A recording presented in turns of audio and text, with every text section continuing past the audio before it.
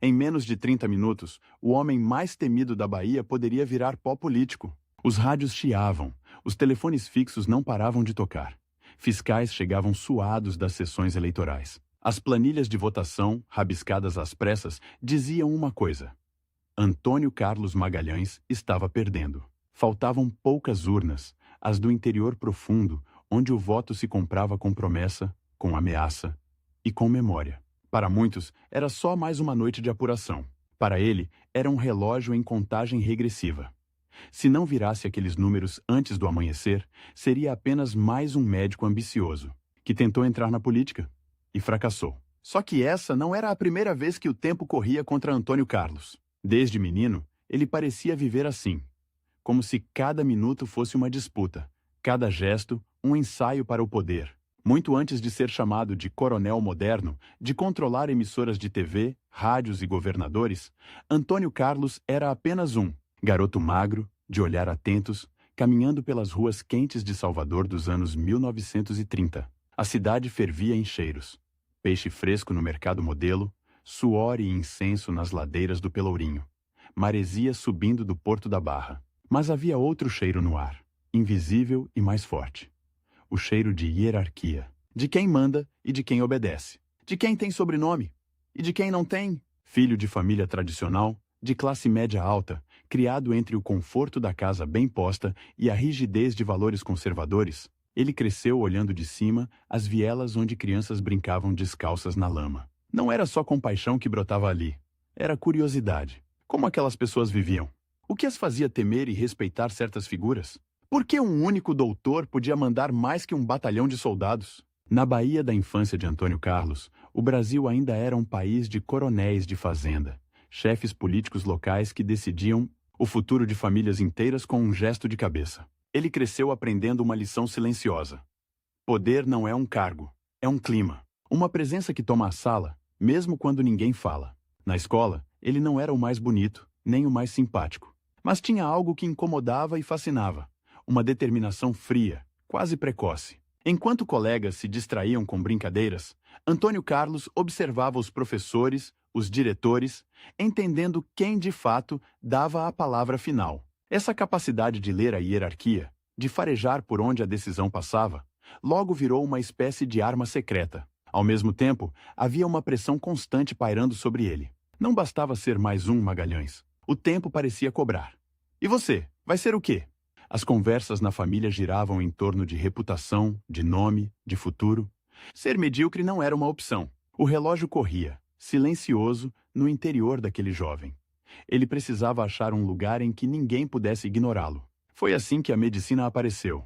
Primeiro como caminho seguro. Na Salvador dos anos 1940, ser médico era sinônimo de respeito imediato. Um doutor podia comandar cidades, influenciar eleições, intermediar favores. Antônio Carlos viu nisso não apenas uma vocação, mas uma estratégia. Ele estudou duro. Passou noites acordado, decorando anatomia, diagnósticos, técnicas, mas enquanto aprendia a auscultar corações e analisar radiografias, outra coisa pulsava com mais força dentro dele. O desejo de mandar. Na sala, não só no consultório, as salas de aula da Faculdade de Medicina eram um microcosmo de poder. Ali, jovens que viriam a ser doutores, juízes, políticos se encontravam, discutiam, brigavam. Entre eles, estava outro nome que cruzaria o destino de Antônio Carlos. Um colega, brilhante, carismático, de fala mansa e ideias. Progressistas, chamado Valdir Pires. Um futuro rival. Naquele ambiente, os dois ocuparam posições simbólicas opostas. Antônio Carlos, objetivo, pragmático, já ensaiava alianças com professores mais conservadores, figuras respeitadas da elite baiana. Valdir, por outro lado, brilhava em debates sobre justiça social, direitos, democracia. Eles se mediam desde cedo. Quem liderava o centro acadêmico, quem dominava as conversas nos corredores, quem arrancava mais aplausos numa assembleia estudantil, era mais do que uma disputa estudantil. Eram dois projetos de poder em gestação. Enquanto Valdir falava em transformar o país, Antônio Carlos silenciosamente entendia que, antes de transformar qualquer coisa, era preciso possuir as chaves dos gabinetes, controlar os caminhos, manejar as relações. Um queria convencer, o outro queria comandar. Fora dos muros da faculdade, a Bahia mostrava sua face mais cruel. Nas viagens ao interior, o jovem médico em formação via cenas que pareciam saídas de um pesadelo. Crianças com barrigas inchadas de fome, olhos fundos queimando de febre. Mulheres que encaravam o chão quando algum proprietário de terra passava. Homens com as mãos calejadas, chamando qualquer figura de terno de douto numa madrugada abafada em Brasília, o relógio marca 3h17. Num corredor quase vazio do Senado, um homem de terno escuro caminha sozinho, a passos curtos e decididos. Atrás de uma porta fechada, uma votação secreta ameaça destruir, em poucas horas, o império político que ele levou décadas para construir. Se os números saírem errados, ele deixa de ser o coronel moderno da Bahia para virar apenas mais um nome esquecido nas páginas amareladas da história. Esse homem é Antônio Carlos Magalhães. Mas para entender como um garoto franzino de Salvador se transformou no operador político que fazia e desfazia governos em Brasília, precisamos voltar no tempo, para um lugar onde a política tinha cheiro de café forte, suor e pólvora. Salvador, década de 1930. Ainda de madrugada, quando o sol mal começa a arriscar o horizonte sobre a Baía de Todos os Santos, o pequeno Antônio Carlos escuta vozes altas na sala da casa da família, homens de terno amarrotado, chapéus deixados às pressas no aparador, papéis espalhados pela mesa. Ele não entende tudo o que dizem, mas uma palavra se repete como um refrão: votos. Naquela época, política na Bahia não era uma coisa distante que aparecia só no rádio. Era algo que entrava em casa, sentava na sala, comia no prato da família e deixava rastros de tensão no ar. O menino observa escondido atrás da porta entreaberta. Dedos apontando em riste, mapas de cidades do interior riscados a lápis, nomes, circulados e riscados, promessas sussurradas como segredos de guerra. Lá fora, a cidade tem outra face. No Pelourinho, casarios coloridos desbotados pelo tempo, calçadas quebradas, crianças descalças correndo entre vendedores de frutas. Vendedores de loteria, soldados, a herança da escravidão ainda pulsa nas esquinas, no olhar desconfiado de quem sabe que o poder, de verdade, sempre morou longe dali. Antônio Carlos cresce nesse contraste. Dentro de casa, conversa sobre alianças, cargos, futuras eleições. Nas ruas, a pobreza que parece não mudar nunca. Ele observa, absorve, compara. Enquanto outros meninos sonham ser jogadores de futebol ou médicos, ele começa a entender muito cedo que na Bahia quem manda não é necessariamente quem grita mais alto, mas quem sabe onde estão os cordões invisíveis, e aprende a puxá-los. Na escola, o garoto magro e de olhar atento não é o mais brilhante da turma, mas é o que percebe os detalhes. Nota quem o professor trata melhor, quem tem medo de quem, com quem vale a pena se sentar no recreio. Ele testa pequenos experimentos de poder, quase como brincadeiras. Organiza grupos, escolhe quem entra e quem fica de fora. Propõe tarefas em troca de favores. Alguns colegas o acham mandão, outros o admiram em silêncio. Ele percebe que, se souber o que cada um quer, um caderno novo, a ajuda com uma prova, a proteção contra o valentão da turma, consegue controlar o ambiente sem parecer que está mandando. É a versão infantil de algo que, décadas depois, se transformaria em uma máquina política implacável. Nos anos 1940, o mundo parece explodir lá fora. O rádio de casa traz notícias da Segunda Guerra Mundial. Nomes como Churchill, Roosevelt, Hitler. Antônio Carlos ouve fascinado, não tanto pelas batalhas, mas pelo efeito daquelas vozes. Um discurso no rádio é capaz de unir um país inteiro, de jogar multidões nas ruas, de derrubar governos. Ele descobre que a palavra, bem usada, é uma arma. E guarda isso com cuidado.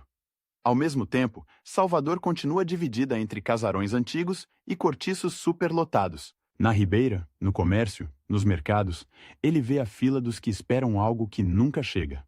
Emprego, comida, respeito. Aos poucos, a ideia de mandar na Bahia deixa de ser um devaneio infantil e se transforma em projeto. A família o empurra para um caminho respeitável. A medicina. Entrar na Faculdade de Medicina da Bahia não é para qualquer um. E o jovem Antônio Carlos sabe que aquele diploma abre portas. Ele estuda, passa, veste o jaleco branco. Mas enquanto disseca corpos no laboratório e aprende o nome de ossos e músculos, parte da sua cabeça está em outro lugar. Nos corredores circulam panfletos, convites para reuniões, jornais com artigos inflamados. É a política chamando. Ele descobre que, a poucos quarteirões dali, na Assembleia Legislativa e na Câmara Municipal, homens discutem leis que valem mais que qualquer receita de médico. Não demora para que ele comece a faltar a algumas aulas, trocando o cheiro de formol pelo clima denso dos debates públicos. É nesse ambiente que surge o primeiro grande limite de tempo da sua vida. Em 1947, uma eleição municipal se aproxima. Faltam poucos meses, depois semanas, depois dias. Um partido local, pressionado por renovação, procura rostos jovens para disputar cadeiras de vereador. A maioria ri da ideia de lançar um rapaz tão novo, mas há quem enxergue, naquele estudante de medicina articulado, algo diferente. Ambição, frieza, fome de poder. Antônio Carlos sente que aquela é a sua brecha. Talvez a única, por um bom tempo. Se não entrar agora, ficará anos na sombra de outros. O relógio começa a correr contra ele. Convenções partidárias, prazos de registro de candidatura, pouco dinheiro, quase nenhum tempo de rádio. E ainda assim, ele aceita. Os adversários não o levam a sério. Em mesas de bar e salas esfumaçadas, veteranos da política baiana sorrirem com desdém. Esse menino não dura uma campanha. Ele é comparado a uma criança tentando jogar o jogo dos coronéis. Há um concorrente em especial, bem mais velho, acostumado a mandar na região onde Antônio Carlos quer crescer politicamente. Um coronel clássico, desses que distribuem promessas junto com apertos de mão firmes, donos de fazendas e de votos. O choque é inevitável. De um lado, o sistema antigo, baseado em sobrenomes pesados, propriedades rurais e medo. Do outro, um jovem urbano percebendo que a cidade, com suas periferias esquecidas e bairros emergentes, pode ser uma nova fronteira de poder. A eleição vira um duelo geracional. Sem tempo, sem estrutura, sem a tradição de seu rival, ele aposta em algo que, para a época, parece ousado. Presença física constante. Ele entra em casas simples, senta em cadeiras de plástico, toma café requentado, escuta histórias de gente que nunca viu um político de perto sem comitiva. Promete o que pode, e o que talvez não possa. Mas, acima de tudo, mostra que está ali, as ruas se tornam seu gabinete. Ele decora nomes, reconhece rostos, seja num sobrado humilde no bairro da Liberdade ou numa quitanda improvisada na periferia. O rapaz de fala firme vai construindo, voto a voto, um capital que não aparece nos jornais, mas pulsa no murmúrio das feiras e das filas de bonde. O dia da eleição chega como um exame final. Urnas de madeira, cédulas de papel, contagem manual. A tensão é quase física. À medida que os votos são lidos em voz alta, o mapa de poder daquela cidade começa a se redesenhar. Em um distrito, o coronel veterano sai na frente, em outro, o menino médico surpreende. Conforme a noite avança, um sussurro corre pelos corredores da apuração. O jovem está entre os mais votados. O veterano não despenca, mas também não cresce como esperava. Quando o último maço de cédulas é aberto, o resultado é um pequeno terremoto. Antônio Carlos Magalhães conquista seu lugar na Câmara Municipal, não como coadjuvante discreto, mas como um dos vereadores mais votados da cidade. É o primeiro grande plot twist de sua trajetória. O garoto que muitos esperavam ver derrotado de forma humilhante sai das urnas legitimado. Naquela noite, alguns coronéis tradicionais dormem mal. Percebem que, no horizonte da política baiana, aparece um novo tipo de adversário. Não o fazendeiro austero do interior, mas o operador. Urbano, articulado, capaz de transitar entre as elites e os becos mais escuros. Para Antônio Carlos, o recado também é claro. A política não é um hobby, é o caminho.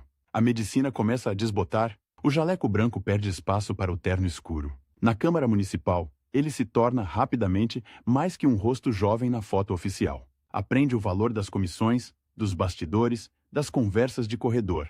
Entende que muito do que decide a vida de uma cidade não acontece no plenário, sob os holofotes, mas em salas menores, atrás de portas fechadas. Ele se especializa em algo que mais tarde seria sua marca.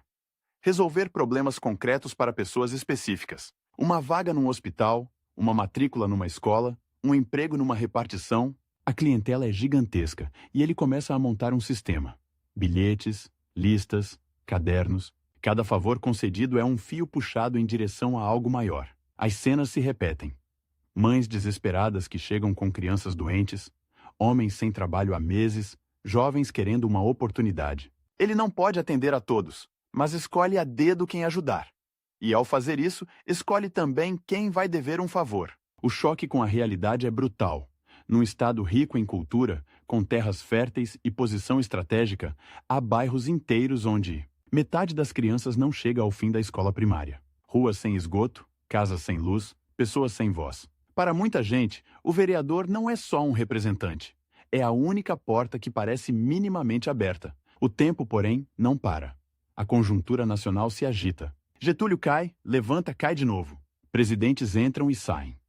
O Brasil experimenta a democracia, mas também saboreia o gosto amargo da instabilidade. Na Bahia, velhos caciques se revezam no poder. Antônio Carlos sente que, se ficar restrito à Câmara Municipal, será engolido por uma geração seguinte ainda mais ambiciosa. Surge, então, um novo ponto de virada.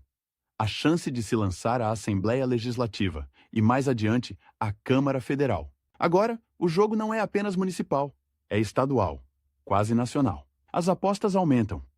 No meio desse processo, ele cruza o caminho de outro tipo de político. Um homem magro, de óculos, advogado, com discursos inflamados sobre justiça social e democracia. Esse adversário, que mais tarde se chamaria Valdir Pires para a história, representa uma outra visão de Bahia.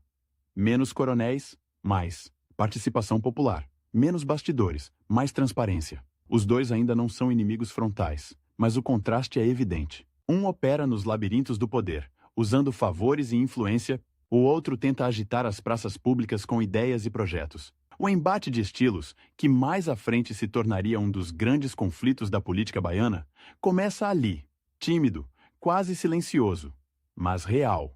Quando o golpe militar de 1964 explode, o país inteiro percebe que o tempo mudou de ritmo. Deputados são cassados, governadores depostos, partidos esvaziados. Em Brasília, a ordem é clara: centralizar o poder, calar a dissidência, domesticar os estados mais rebeldes. Na Bahia, a pergunta que ecoa é brutal: quem ficará de pé depois da tempestade? Alguns líderes históricos vacilam, outros são derrubados. Antônio Carlos, agora mais experiente, sabe que está diante de um dilema que mistura sobrevivência e ambição. Ficar na oposição frontal significa risco de cassação e irrelevância. Alinhar-se ao novo regime pode significar preservação e, quem sabe, ascensão. Ele faz a escolha que marcaria sua biografia. Aproxima-se do poder militar, enxerga ali não só uma forma de manter seu espaço, mas uma oportunidade inédita de ampliar sua influência. Enquanto muitos recuam, ele avança. Enquanto alguns perdem o mandato, ele se esforça para ganhar a confiança dos novos donos do jogo. É um movimento frio, calculado, sem romantismo. Onde outros veem apenas autoritarismo, ele vê também canais de negociação, verbas, nomeações. A democracia perde, seu projeto pessoal ganha fôlego. Os generais, por sua vez, precisam de quadros civis que conheçam o terreno local. Não basta mandar tropas. É preciso alguém que domine a lógica dos bairros, dos municípios, dos coronéis menores. Aos poucos, o nome de Antônio Carlos começa a circular não só em Salvador, mas também nos gabinetes de Brasília, como o de alguém capaz de entregar a Bahia. Nesse contexto, ele dá mais um salto. Torna-se prefeito de Salvador por nomeação, não por voto direto. É uma mudança simbólica e concreta. Ele deixa de disputar urnas e passa a ser escolhido pelos que, naquele momento, detêm o monopólio da força. A cidade, sob seu comando, vira um laboratório de poder. Obras, concessões, contratos, cada avenida nova, cada bairro asfaltado, cada iluminação de praça é também um gesto político. O mapa dos aliados se confunde com o mapa das obras públicas. Mas nada disso o satisfaz completamente. Desde aquele tempo de menino ouvindo conversas na sala de casa, o sonho não era apenas comandar a capital. Era mandar na Bahia inteira. Ser o nome sussurrado com respeito e medo em cada município, do sul cacaueiro ao sertão seco. É nesse ponto que surge o novo limitador de tempo, o mais crítico até então. O regime militar precisa escolher o próximo governador da Bahia. A lógica é dura. Não haverá eleição direta, não haverá disputa aberta. Os generais vão indicar um nome? Um só. Do lado de cá, grupos locais se organizam freneticamente para emplacar seus candidatos. Velhos coronéis do interior querem alguém de confiança, um aliado tradicional, previsível. Jovens tecnocratas defendem um perfil mais modernizador. Em média, há uma meia dúzia de nomes fortes circulando nas conversas reservadas. Antônio Carlos sabe que essa é a porta que pode nunca mais se abrir. Os dias ficam mais curtos. Reuniões se multiplicam. Telefonemas atravessam madrugadas. Em Brasília, um ministro poderoso, que ele trata com deferência e insistência, recebe relatórios, cartas, visitas. Em Salvador, o outro candidato, representante de uma oligarquia mais antiga, joga seu peso no interior, mobilizando prefeitos, deputados, bispos. É um duelo silencioso, mas feroz. Enquanto a população acompanha de longe, sem votar, os bastidores pegam fogo. Quem será o escolhido?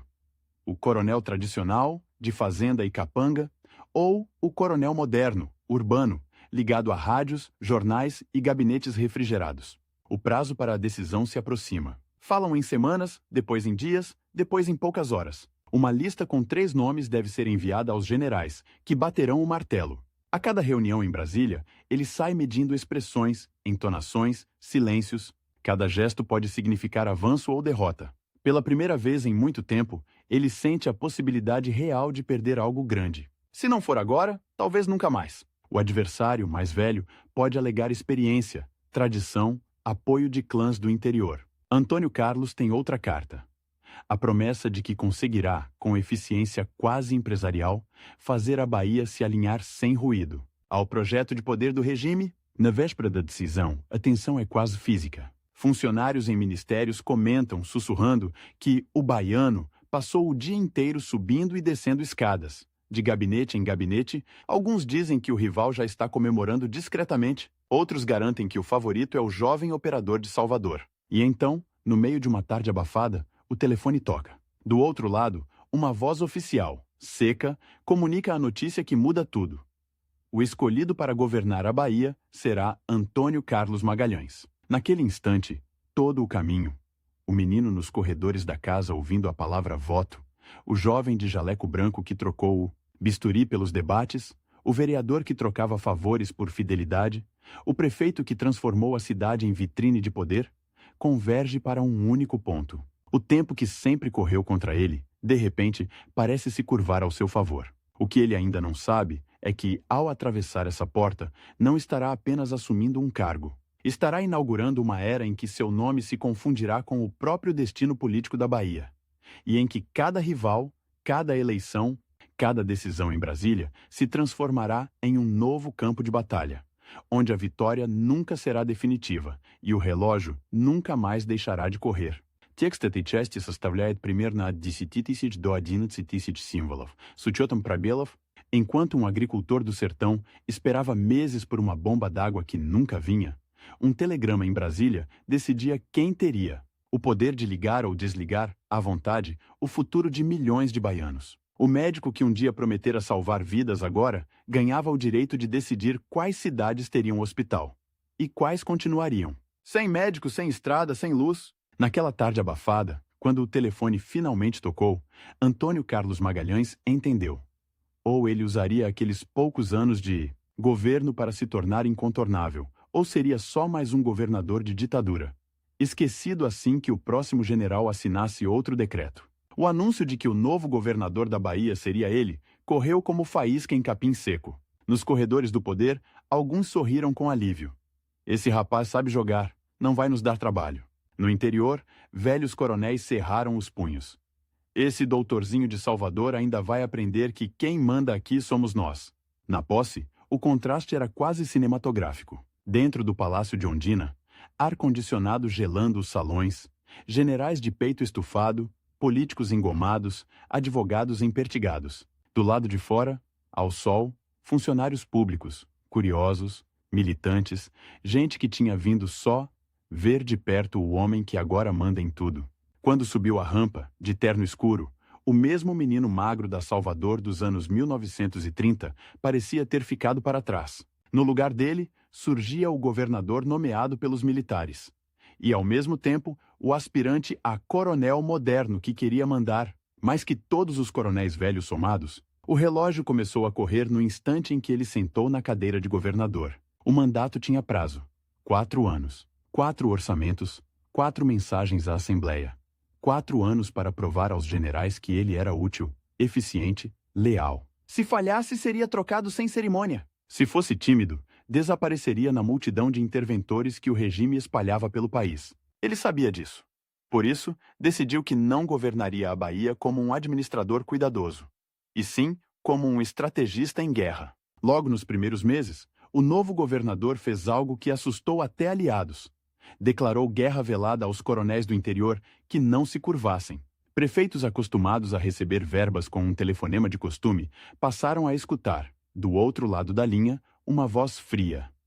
Ou você fecha com o governo, ou fecha a porta. Obras atrasavam misteriosamente em cidades onde o prefeito falava alto demais. Enquanto isso, em municípios fiéis, estradas saíam do papel numa velocidade quase impossível para a burocracia brasileira. No mapa da Bahia, a lealdade política começou a se desenhar em asfalto, postes de luz, escolas de alvenaria. Ao mesmo tempo, Antônio Carlos precisava mostrar serviço para o público, não só para os generais. A capital, ainda marcada por ruas esburacadas e bairros sem infraestrutura, se tornou palco de obras que não eram apenas obras.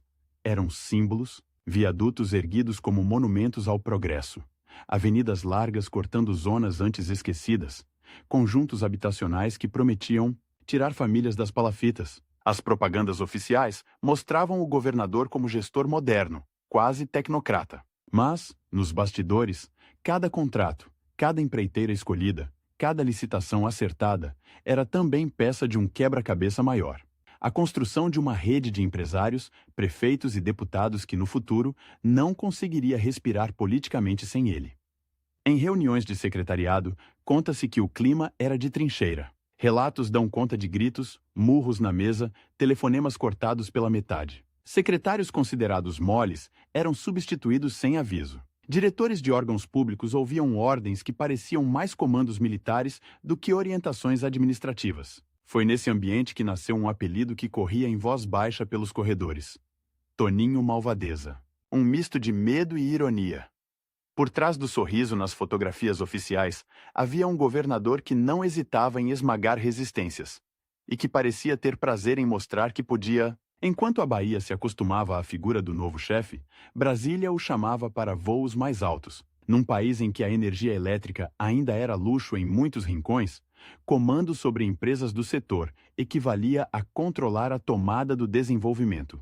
Quando Antônio Carlos assumiu posições estratégicas ligadas ao setor elétrico, ampliando sua influência na Eletrobras, ficou claro que ele já não era apenas um líder regional. Ali, nos relatórios de obras de usinas e linhas de transmissão, ele aprendeu outro idioma do poder: o da infraestrutura pesada, das grandes cifras, das negociações diretas com ministros e generais de farda engomada que olhavam mapas não como geógrafos, mas como generais em campo de batalha. Essa ascensão nacional, porém, tinha um custo. Quanto mais subia, mais rivais acumulava. Na Bahia, clãs tradicionais roíam-se ao ver aquele coronel moderno ganhando respeito em Brasília. No país, outros governadores e caciques regionais se irritavam com o baiano que chegava querendo espaço, e havia um nome, em particular, que começava a emergir como antagonista ideológico e simbólico: Valdir Pires, o antigo colega de faculdade, agora transformado em advogado de causas democráticas, crítico do autoritarismo, voz respeitada entre os que sonhavam com um Brasil pós-ditadura. Enquanto Valdir colecionava prestígio falando de direitos humanos, Constituição e eleições livres, Antônio Carlos colecionava canetas, cargos e verbas. Nos anos finais da ditadura, o país começava a ferver por baixo. Greves no ABC paulista, movimentos estudantis, censura sendo desafiada em jornais e teatros. No Nordeste, romarias, comícios semiclandestinos, padres progressistas levantando a voz. Para muitos, o governador e líder baiano era a cara da ordem estabelecida. Duro, alinhado ao regime, beneficiário direto da ausência de eleições livres. Para ele, no entanto, a realidade era mais complexa. O mesmo faro que, na juventude, o ajudara a identificar quem mandava na escola, agora dizia outra coisa. Os generais estavam perdendo a mão. A contagem regressiva mudou de lado. Já não era apenas o tempo do mandato, era o tempo da própria ditadura. A pergunta que martelava silenciosa na cabeça dos caciques era simples e cruel: quando as urnas voltarem, quem vai sobrar de pé? Antônio Carlos percebeu que ficar agarrado aos militares até o último minuto seria suicídio. Se caísse junto com eles, seria varrido pela onda democrática que se aproximava. Ele precisava fazer o que sempre fizera: mover-se antes dos outros, escolher o cavalo certo antes da corrida começar. Foi nessa encruzilhada que veio o primeiro grande plot twist nacional da sua carreira. Enquanto muitos aliados do regime defendiam a continuidade do sistema, ou apostavam em candidatos do continuismo para a presidência, indireta, Antônio Carlos enxergou em Tancredo Neves uma saída mais inteligente. Um político moderado, civil, capaz de negociar com militares e oposicionistas, a imagem do coronel da ditadura começava a rachar. Nos bastidores, ele sinalizava apoio à transição. Em público, falava em modernização, abertura responsável, desenvolvimento com democracia, palavras cuidadosamente escolhidas que o afastavam dos radicais sem jogá-lo totalmente no colo da oposição. O tempo corria, e cada voto no colégio eleitoral que escolheria o sucessor dos generais valia ouro. Naquelas semanas, Brasília virou uma panela de pressão. Deputados e senadores eram cortejados, pressionados, ameaçados. Telefones tocavam de madrugada. Ministros cruzavam corredores com pastas abarrotadas. Jornalistas farejavam traços de conspirações. Em meio a esse caos controlado, um homem circulava com naturalidade entre gabinetes, elevadores privativos e salões discretos. Antônio Carlos. Usando sua experiência de operador, ajudou a costurar apoios, especialmente no Nordeste, para a candidatura de Tancredo. Quando o mineiro venceu a eleição indireta, levando o Brasil à porta da redemocratização, o nome de ACM estava anotado na caderneta. Dos que seriam recompensados, a recompensa veio numa chave de ouro. O Ministério das Comunicações no governo de José Sarney, que assumiu após a morte de Tancredo. De repente, o baiano tinha em mãos o controle sobre concessões de rádio e TV, sobre redes de telecomunicações, sobre o maior instrumento de influência de massa da nova era. A imagem na tela, cenas de bastidores daquela época são quase cinematográficas. Salas com mapas do Brasil cobertos de alfinetes coloridos, representando emissoras, empresários de mídia fazendo fila nos corredores, chapéu na mão, deputados de estados pobres implorando por um canal de TV educativo, uma retransmissora, qualquer coisa que os tirasse da escuridão. A cada licença assinada, um laço político. A cada frequência concedida, um compromisso silencioso. No Nordeste, especialmente na Bahia, uma nova rede de poder começou a se desenhar não em estradas, mas em antenas. É nesse ponto que o antagonista ganha forma clara. Enquanto Antônio Carlos consolidava um império político-midiático, usando o ministério para reforçar aliados e isolar inimigos, Valdir Pires retornava ao país como símbolo da luta democrática, com moral para disputar as primeiras eleições diretas para governador da Bahia em décadas. O confronto que começara tímido nos corredores da faculdade agora se preparava para um duelo em escala histórica. De um lado, o operador implacável, ministro poderoso, com acesso direto à presidência. Do outro, o advogado de fala mansa, exilado político, que encarnava a esperança de uma Bahia menos submissa a coronéis, velhos ou modernos. O limite de tempo era explícito. Outubro de 1986, data marcada para a eleição. Até lá, Antônio Carlos precisava fazer duas coisas ao mesmo tempo. Em Brasília, seguir como ministro influente, garantindo espaço no governo Sarney. Na Bahia, proteger seu domínio, impedindo que o Palácio de Ondina caísse nas mãos do rival. Como ministro, ele não podia disputar o governo diretamente. Então escolheu seu próprio candidato, um aliado fiel, alguém que conhecia há anos, que aceitava ser, se necessário, mais um rosto. Do projeto ACM do que um governador independente, as pesquisas iniciais, porém, eram um banho de água fria. O nome apoiado por Valdir Pires crescia com velocidade, embalado pelo discurso de mudança e pela memória ainda viva dos anos de chumbo. O ministro transformou então o cronograma eleitoral em uma espécie de operação especial. Nos meses que antecederam a votação, a Bahia virou um canteiro de obras de última hora.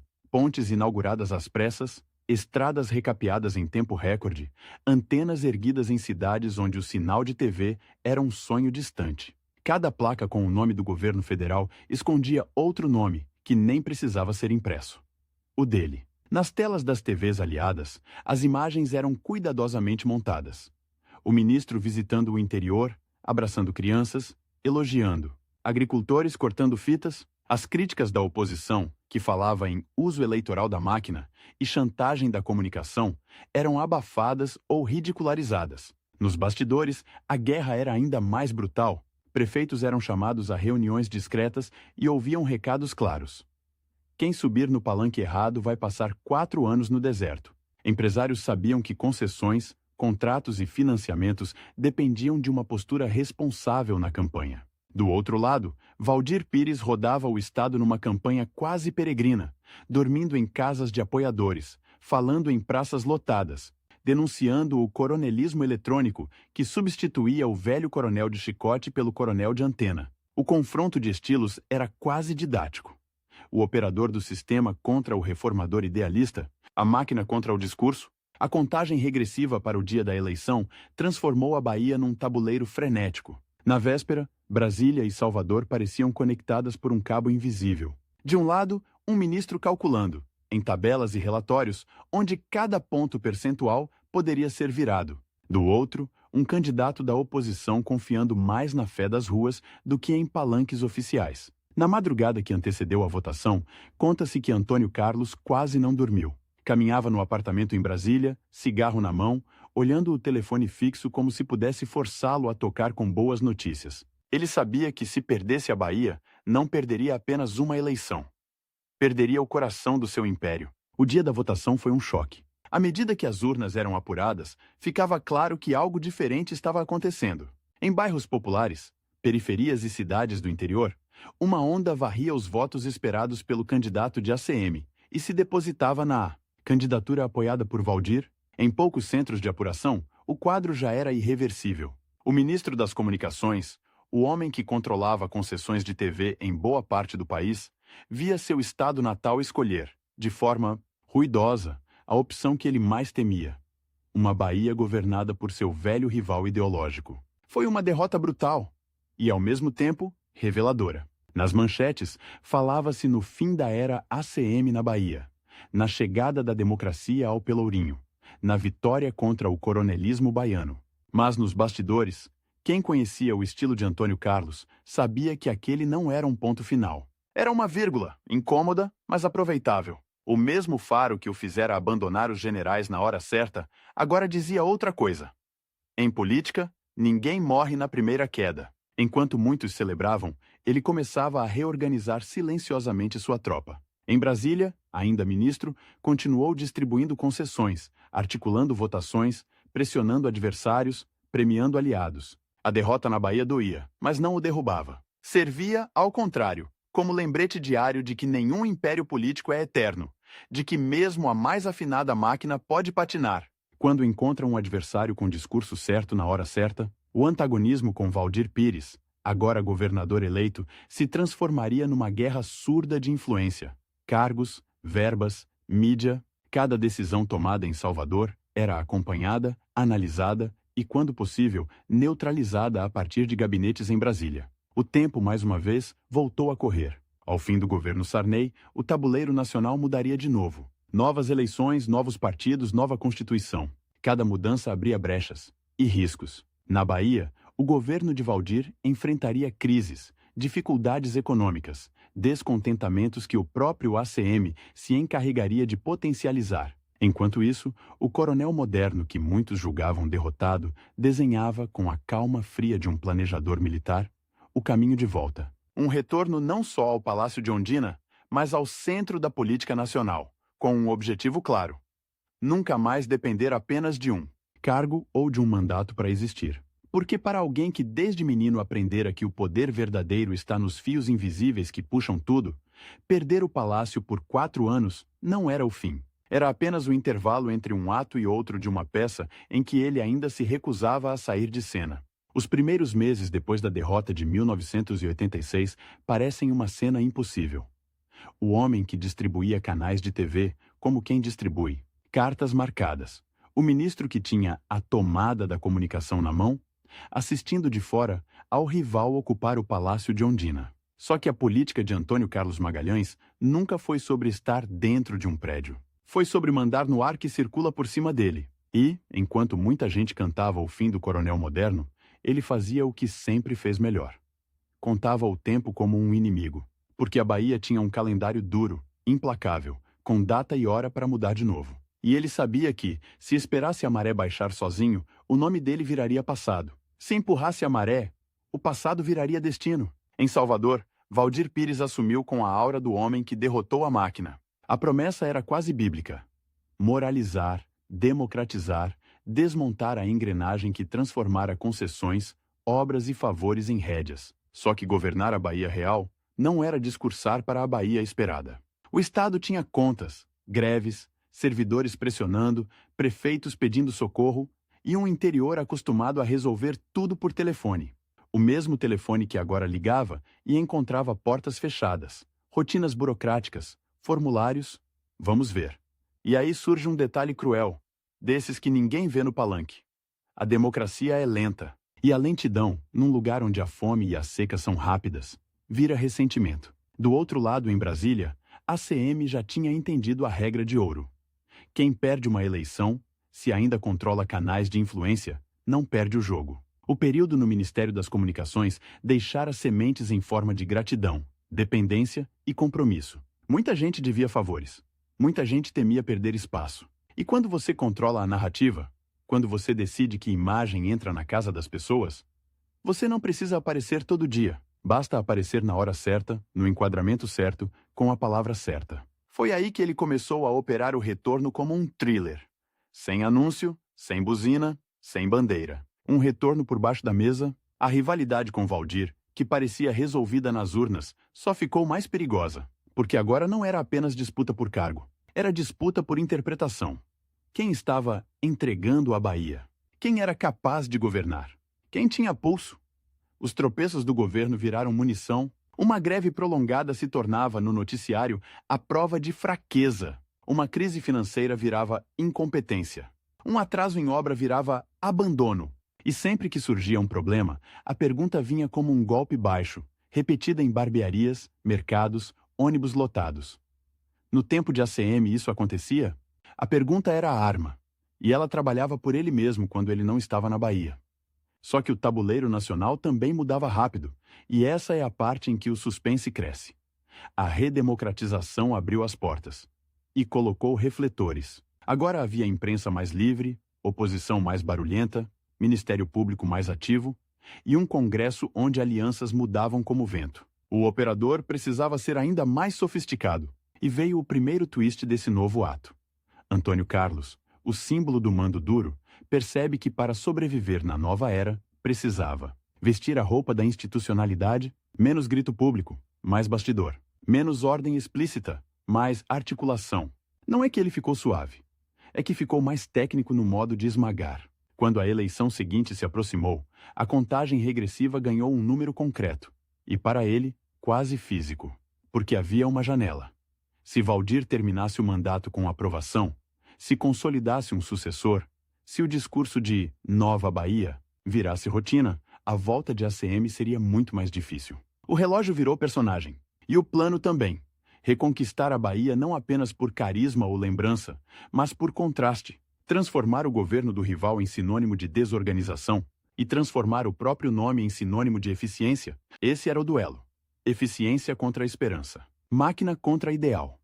E para uma parte do eleitorado, eficiência, mesmo com medo, é uma forma de alívio. A volta se materializa em 1990. Antônio Carlos reaparece como candidato ao governo e vence. Só que a vitória não é apenas eleitoral, é psicológica. É a mensagem que atravessa o estado inteiro. O homem que caiu, volta. O homem que parecia do passado, vira o presente de novo. E é aqui que a Bahia vira um canteiro de obras e uma arena. Porque governar para a ACM é também encenar. Obra não é só concreto.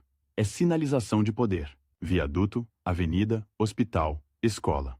Tudo tem placa, tudo tem inauguração, tudo tem câmera. A política vira coreografia de produtividade. E quem não dança conforme a música, fica sem palco. A dinâmica é simples e aterradora. Prefeitos aprendem que o caminho da verba passa por alinhamento. Deputados aprendem que a sobrevivência eleitoral passa por proximidade, empresários aprendem que contrato e crédito têm sobrenome. E jornalistas aprendem que, num estado em que a influência se espalha pelo dial e pela tela, comprar briga pode custar caro. É o coronelismo com gravata e satélite. Um coronelismo que não precisa mais de jagunço. Precisa de grade de programação, de rede de apoios, de telefonemas em horários impróprios. E por trás do espetáculo de modernização, cresce a percepção de que a Bahia está sendo administrada como um feudo eficiente. Funciona, mas cobra preço. Só que eficiência, quando vira método absoluto, cria inimigos em série. E a narrativa exige antagonista à altura. Valdir Pires, que perdera o governo, não desaparece. Ele vira símbolo da resistência civilizada ao mandonismo. Ele fala em democracia, em limites, em instituições. Ele denuncia o que chama de coronelismo eletrônico. A rivalidade deixa de ser só pessoal. Vira uma batalha por modelo de Estado. E isso radicaliza os dois lados. Quem apoia a ACM, vê nele o homem que faz. Quem o rejeita, vê nele o homem que manda demais. E, em política, a linha entre admiração e medo é finíssima. No meio desse cenário, surge outro twist. O poder de ACM não está apenas no cargo de governador. Está na capacidade de ser indispensável para presidentes. Em Brasília, governos precisam de votos. Precisam de líderes regionais que entreguem bancadas, que pacifiquem crises, que construam maioria, e a ACM se oferece como ferramenta. Cara, exigente, mas eficiente. Por isso, quando Fernando Henrique Cardoso chega à presidência, Antônio Carlos não fica isolado na Bahia. Ele migra de novo para o centro. Em 1997, assume a presidência do Senado. E aí, o alcance muda de escala. Agora ele não decide apenas estrada na Bahia. Ele influencia pauta nacional, articula votações, pressiona adversários, negocia com o Planalto como se fosse um sócio duro. A imagem é forte.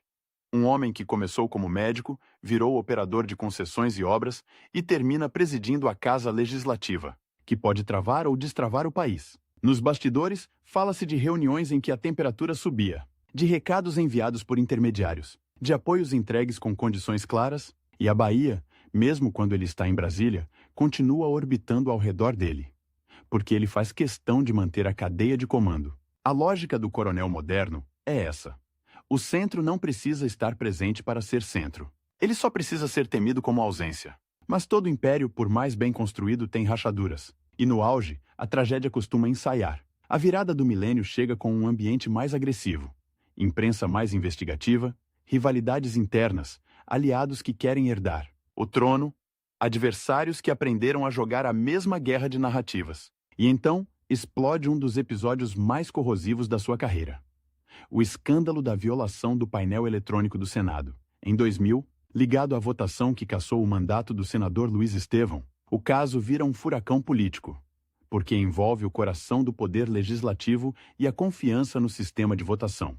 De repente, o homem que sempre soube operar bastidores é atingido justamente no símbolo da legitimidade institucional. A crise não é só jurídica, é moral e televisiva e, ironicamente, a arma que ele ajudou a dominar, a visibilidade, se volta contra ele com força total. A pressão cresce como em filme de cerco. A oposição pede sua cabeça, aliados se afastam para não afundar junto. O noticiário repete o caso todos os dias. A palavra renúncia começa a rondar como uma sombra. E aqui o tempo volta a ser inimigo. Porque na política, há momentos em que você não controla mais o ritmo dos acontecimentos. Você só decide como vai cair. E se vai levantar depois. A ACM renuncia à presidência do Senado, num movimento que tenta preservar o resto do seu capital. Não é o fim, mas é uma fratura exposta em público. Esse episódio muda o tom.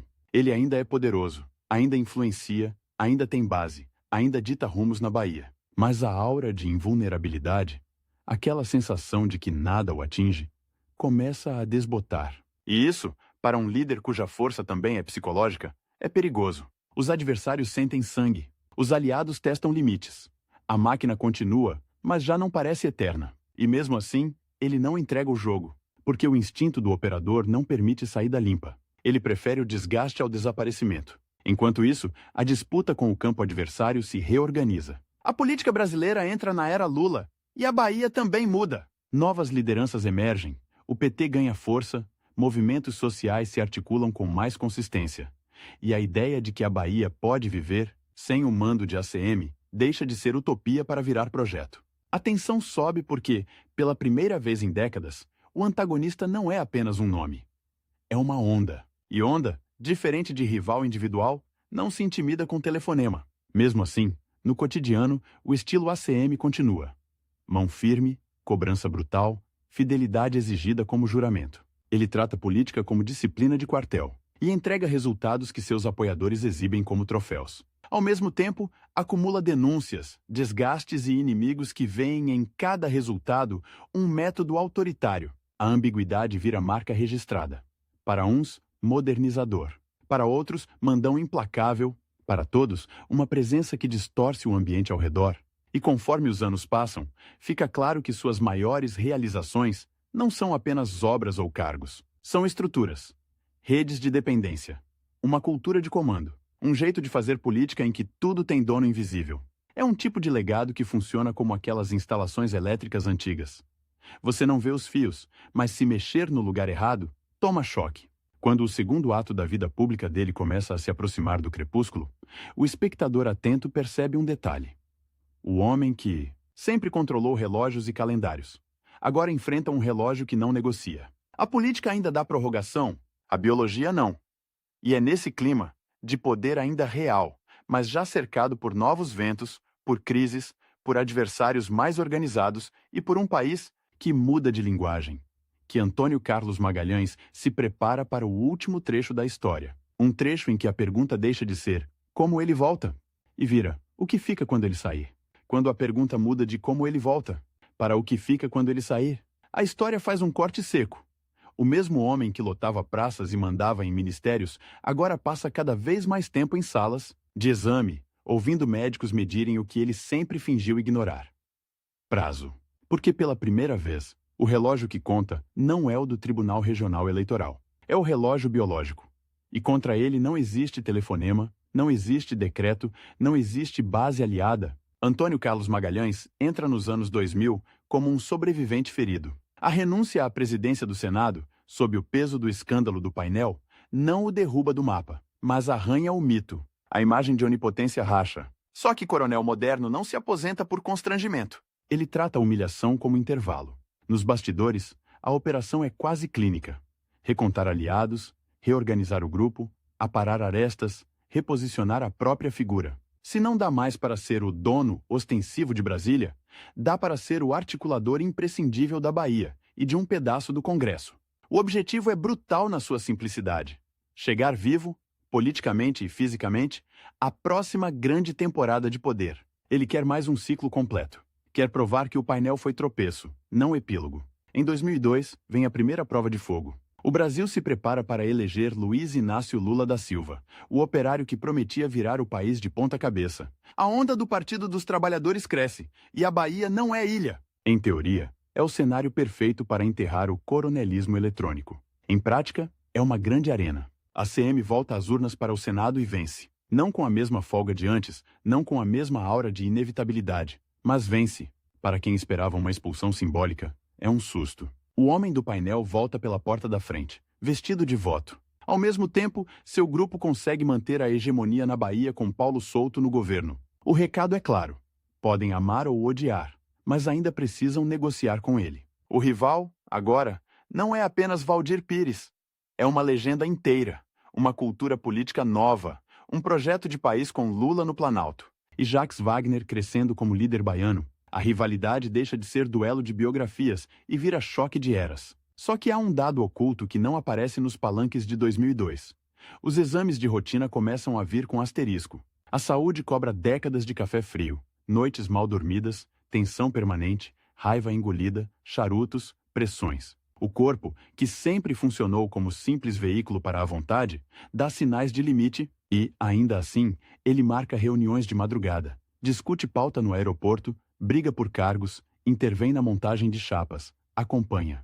Pesquisas quase em tempo real. Cada gráfico, cada percentual, é mais uma forma de desmentir o corpo. É como se ele dissesse sem falar: enquanto tiver eleição, eu não envelheço. Em Brasília, o novo cenário é desconcertante. O governo Lula inaugura outra gramática. Fala em inclusão, programas sociais, diálogo com movimentos populares. No microfone, é companheiro. No bastidor, precisa dos mesmos votos de sempre. E é aí que a figura de ACM continua valendo ouro. Ele pode ser adversário, mas é adversário que entrega bancada. Exige espaço, cobra caro, critica em público, negocia em privado. Há dias em que parece parte do velho establishment combateu. Em outros, age como se fosse guarda de trânsito da governabilidade, decidindo o que passa e o que empaca. Só que o clima mudou. A imprensa está mais agressiva, a opinião pública mais desconfiada, e o próprio eleitorado baiano começa a se perguntar se não está na hora de testar outro tipo de mando. O coronel Moderno sente pela primeira vez o gosto amargo de não ser única opção. Na Bahia, a disputa ganha contornos de Guerra Fria. De um lado, o grupo carlista, com sua máquina afinada, seus prefeitos alinhados, seus empresários fiéis, suas emissoras de rádio e TV. Do outro, o PT, representando a promessa de romper com décadas de comando centralizado, com Jacques Wagner simbolizando a chance de virar a página. É uma corrida de resistência. Cada obra inaugurada pelo governo aliado é argumento a favor de ACM. Cada denúncia de autoritarismo, cada acusação de perseguição, cada crítica à dependência dos municípios é munição para o outro lado. O eleitor baiano, acostumado a enxergar política como duelo de famílias e grupos, começa a ouvir outra história. A de que o Estado pode teoricamente existir sem medo de telefonema noturno. Enquanto isso, o relógio invisível se torna palpável. Os médicos começam a recomendar moderação, menos viagens, menos estresse. Ele escuta, agradece e na semana seguinte está de volta ao ritmo de sempre. O tempo médico e o tempo político entram em choque, porque ele sabe o que vem pela frente. 2006 será a eleição-chave. Se o grupo perder o governo da Bahia, se o PT cravar o pé em Salvador e no interior, metade da biografia dele muda de tom. Não será mais a história do homem que dominou o Estado por décadas, passará a ser a história do homem que deixou o império ruir na reta final. Esse é o limite de tempo que realmente o assombra. A data da eleição como contagem regressiva para a reputação. O ano de 2006 começa como um filme de guerra em câmera acelerada. Pesquisas, reuniões, alianças improváveis, telefonemas em série, pressão sobre indecisos. O grupo de ACM entra na disputa com Paulo Souto em busca da reeleição. Do outro lado, Jacques Wagner, embalado por Lula e pelo discurso de mudança. A rivalidade, que começou décadas antes com adversários como Valdir Pires, agora ganha rosto numa geração que não deve nada ao velho coronel. Wagner não tem medo de enfrentá-lo em público. Fala de fim de ciclo, promete uma Bahia menos submetida a uma só mão e, enquanto os comícios crescem, os exames médicos também. Cada ida ao hospital é uma pausa involuntária na campanha. Cada pausa vira ansiedade concentrada. Os aliados sabem, cochichando pelos corredores, que não é só o governo que está em jogo. É a imagem de invencibilidade do chefe. Seu tempo aparente de comandante supremo está encurtando. Os números começam a sair. Pela primeira vez em muito tempo, a máquina parece não ser suficiente. O discurso do "ele faz" enfrenta o discurso do "basta de sempre os mesmos". Nas periferias de Salvador, jovens que cresceram sob o reinado carlista olham para o futuro e veem mais identificação na figura de Lula e do PT do que no velho líder de terno escuro. A Bahia, que durante décadas funcionou como vitrine da autoridade dele, se torna laboratório de desobediência. Prefeitos vacilam. Alguns discretamente começam a abrir canais com o campo adversário. O medo ainda existe, mas já não paralisa todo mundo. E então vem o golpe que ele sempre soube que um dia poderia chegar. A derrota. Em 2006, Jacques Wagner vence a eleição para o governo da Bahia com folga. A manchete é direta, quase cruel. A terra de ACM muda de dono político. A cena é de um simbolismo quase cinematográfico. Enquanto seu grupo tenta justificar, minimizar, apontar culpados, o velho coronel moderno faz o recálculo silencioso. Não é apenas a perda de um cargo, é o fim de uma lógica de mando. A certeza de que, mesmo com TV, rádio, influência em Brasília e uma rede sólida de prefeitos, existe um momento em que o eleitor simplesmente vira a chave. Do outro lado, a comemoração vem com carimbo. Muita gente chama a vitória de Wagner de queda do coronelismo. É o grito que os adversários esperavam há décadas. Só que a história nunca é tão limpa quanto o slogan. Nos bastidores, em vez de encarar a derrota como aposentadoria, a ACM faz o que sabe. Começa a preparar contra-ataque. Reorganiza bancadas, planeja a oposição ao novo governo, tenta limitar o espaço da administração petista, insinua que a aventura não vai durar. A rivalidade para ele não acaba nas urnas. Ela só muda de cenário. Ao mesmo tempo, intensifica um movimento que já vinha de alguns anos. A construção do herdeiro político, Antônio Carlos Magalhães Neto. O neto é tratado como continuação biológica e simbólica. Recebe cargos, exposição, responsabilidades, aprende a língua dura do avô, mas também percebe que o país pede outra embalagem. Para a ACM, a equação é clara. Se o tempo do corpo está acabando, o tempo do sobrenome não pode acabar junto. E aí vem o twist mais incômodo da vida dele. O adversário mais cruel não é Jacques Wagner, não é o PT. não é a imprensa, não é o Ministério Público. É o próprio organismo. Em 2007, problemas cardíacos e complicações de saúde se agravam. As idas ao hospital se tornam mais frequentes, mais longas, mais graves. Os corredores antes ocupados por assessores e aliados agora dividem espaço com enfermeiros, monitores, tubos, exames. O homem que passava noites acordado por causa de votações passa a ser acordado por alarmes de máquina.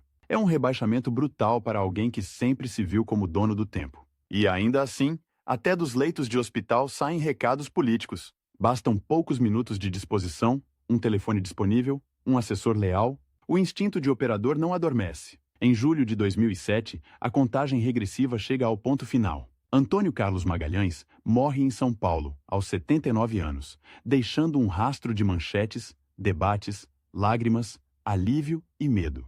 A notícia se espalha como um clarão. Em Salvador, ruas são tomadas por velas, faixas, gente comovida. Na mesma cidade, em outros bairros, as conversas têm outro tom. Acabou o tempo do coronel? Em Brasília, senadores discursam exaltando sua capacidade de liderança. Nos editoriais, palavras como polêmico, controverso e temido se repetem como carimbo. É um velório que parece set de filmagem. Coroas, autoridades, filas, flashes, prantos sinceros, presenças calculadas. Cada gesto é lido como símbolo. Quem chora, quem apenas cumprimenta, quem evita, quem se apressa em marcar posição ao lado do corpo. Até no adeus, a política é protagonista. Mas a história não para com o caixão fechado. Vem o pós-créditos. A disputa pela interpretação. Qual é, afinal, o legado de Antônio Carlos Magalhães? Modernizador da Bahia ou freio da democracia?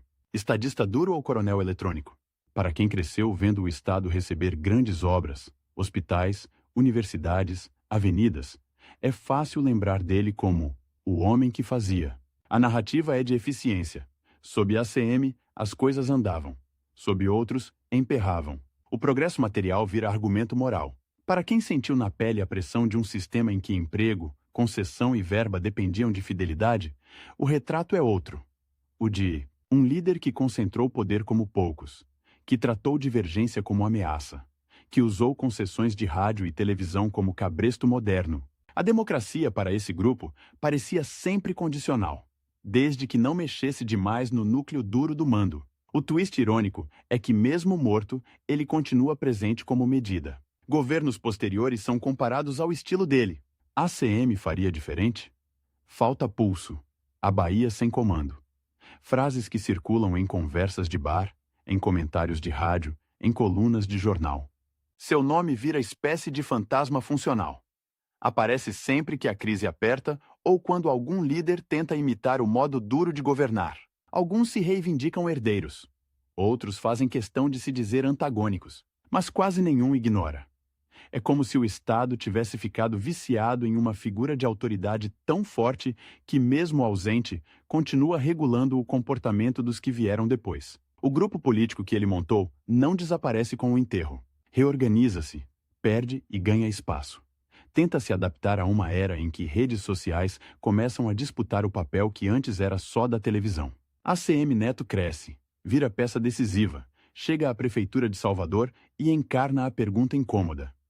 É possível ser herdeiro sem repetir o método? Em discursos, o Neto tenta fazer um delicado malabarismo. Reconhece a força do avô, exalta obras, fala em rigor administrativo, mas evita o tom ameaçador que marcou o velho líder. A tentativa é clara.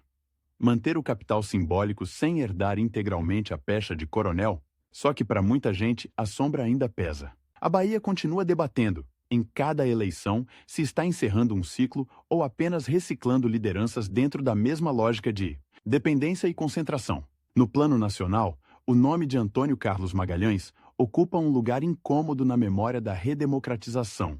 Ele foi ao mesmo tempo protagonista e obstáculo, aliado e verdugo, defensor de instituições quando lhe interessava e contestador de limites quando o freavam. Os livros de história o registram como grande operador político, responsável por costuras decisivas e como símbolo de um tipo de poder regional que sobreviveu à ditadura, atravessou a transição democrática e chegou até o século XXI com a mesma capacidade de impor medo. Para analistas, ele é um lembrete concreto de que democracia não é só ter eleição. É também disputar quem controla a infraestrutura da opinião. E, nesse campo, poucos foram tão eficazes quanto ele. No fim, a contagem de obras, cargos e mandatos não dá conta do rastro que Antônio Carlos Magalhães deixou. Seu legado morou, e ainda mora, no jeito como a Bahia se relaciona com o poder. Na expectativa de um comandante forte, na desconfiança. Em relação à política mole, na facilidade com que parte da sociedade aceita trocas duras em nome de resultados rápidos. Ele transformou o coronelismo clássico em coronelismo eletrônico e depois em coronelismo institucional. E essa transformação, ao mesmo tempo em que modernizou estruturas, prolongou uma cultura de mando que resiste à superfície dos discursos democráticos. A grande ironia é que o homem que passou a vida tentando controlar o tempo termina prisioneiro de uma época que ele ajudou a construir. A Bahia que tenta hoje se reinventar, mais plural, mais desconcentrada, mais conectada, ainda conversa, briga e negocia com a memória dele. Como se, mesmo do outro lado do relógio, o coronel moderno continuasse perguntando em silêncio: vocês têm certeza de que conseguem seguir sem mim?